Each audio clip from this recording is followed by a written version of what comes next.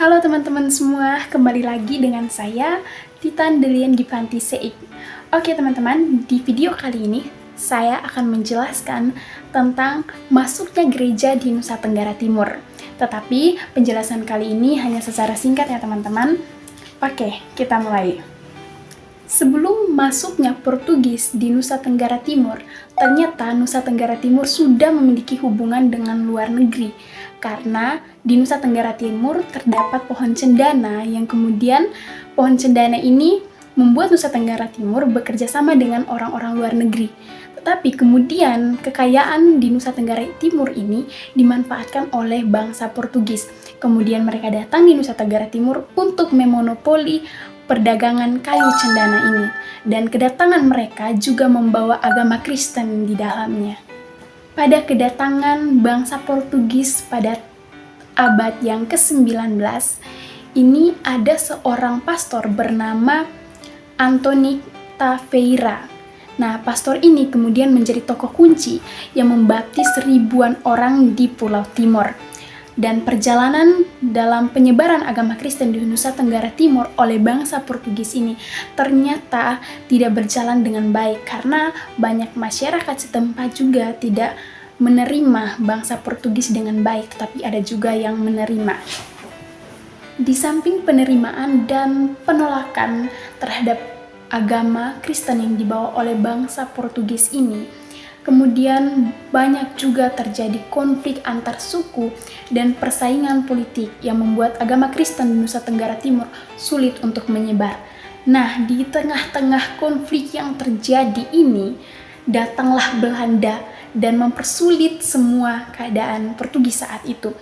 Belanda mulai merebut benteng-benteng Portugis yang salah satunya ada di Solor, yang ada di sebelah Pulau Flores.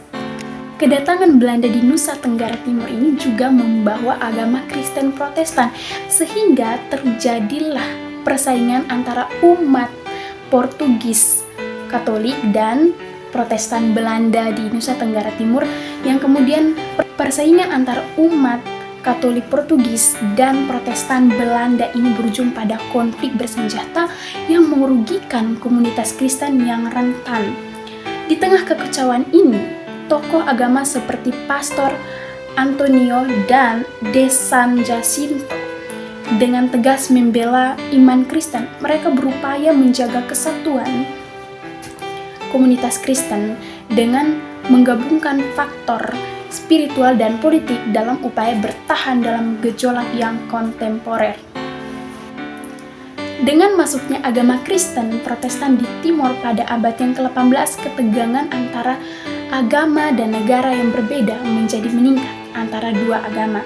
Namun beberapa tokoh agama setempat berusaha untuk menyatukan suku dan agama yang berbeda dalam satu tujuan: menjaga iman Kristen tetap hidup di tengah tantangan zaman. Ini bukan sekedar pertarungan di medan perang.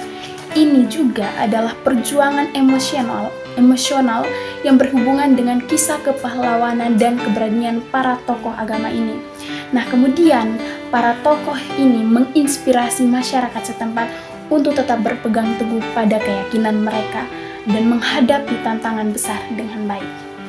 Dan dalam pertempuran yang penuh kegagalan dan juga kemenangan ini, kisah ini tidak hanya menceritakan tentang agama Kristen di Nusa Tenggara Timur, tetapi juga tentang kekuatan manusia untuk bertahan dalam menghadapi cobaan dan juga perubahan. Ini adalah kisah tentang iman, pengorbanan, dan keberanian di tengah arus sejarah yang tidak dapat diprediksi. Oke, sekian dari saya. Kiranya apa yang saya sampaikan ini dapat bermanfaat bagi teman-teman semua. Sekian dan terima kasih.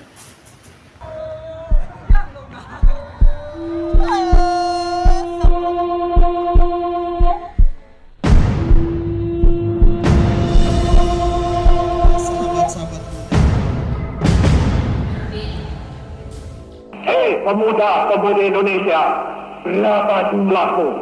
Jawablah, kami hanya satu. Saudara-saudara sebangsa dan setanah air, kalau jadi Hindu jangan jadi orang India. Kalau jadi Islam, jangan jadi orang Arab. Kalau jadi Kristen, jangan jadi orang Yahudi. Tetaplah jadi orang Nusantara dengan adat budaya Nusantara yang kaya raya ini. Ingat wahai saudara-saudara, Keselamatan daripada tanah air dan bangsa itu